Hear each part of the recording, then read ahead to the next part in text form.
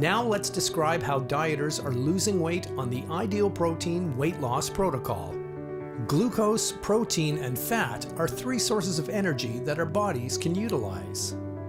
Our bodies will first burn the easiest source, glucose or carbohydrates. Our bodies contain enough stored glucose to be able to fast for about a day. Once the stored sugars have been depleted, the body has no choice but to use a different source for energy. The body will now break down the fat that it has been storing for years and convert them into ketone bodies. These ketone bodies will then be used as energy even when there is not enough glucose present.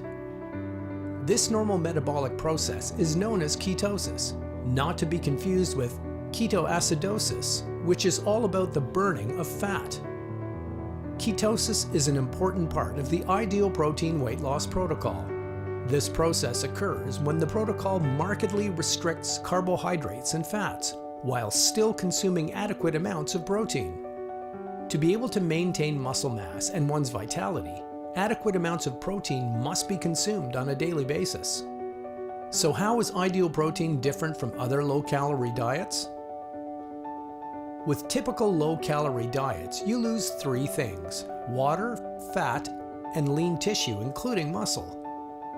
If you regain the weight, you can regain more fat. Does that make sense? Let's elaborate. First, as we all know, if we don't burn all of the calories we eat, they're going to get stored as fat. So it's important to understand that our muscle tissue is our body's biggest burner of calories, even when we're resting. The more muscle tissue we have, the less calories left over to be stored as fat. So we want to develop and protect our muscles.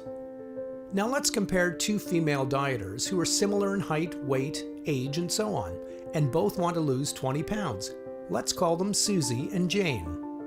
Susie decides to follow a conventional low-calorie, low-fat, low-protein diet, where she tends to eat very little and skip meals. Susie is doing this diet alone and has no coach.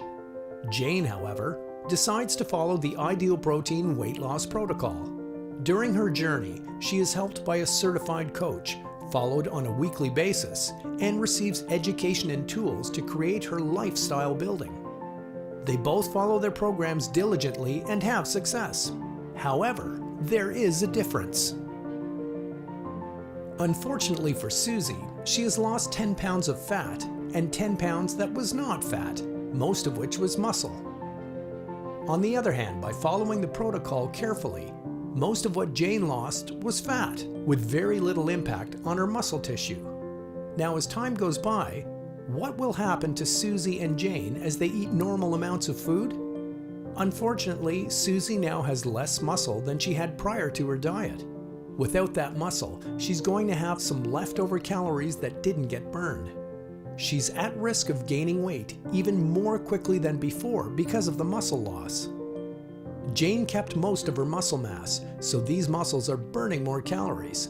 That means Jane doesn't have all those leftover calories ready to be stored as fat like Susie does. She's far more likely to be successful at maintaining her new weight than Susie.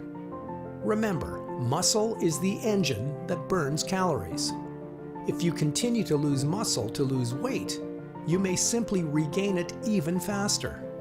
So now you understand from a nutritional standpoint how Ideal Protein is different from the conventional low-calorie diet.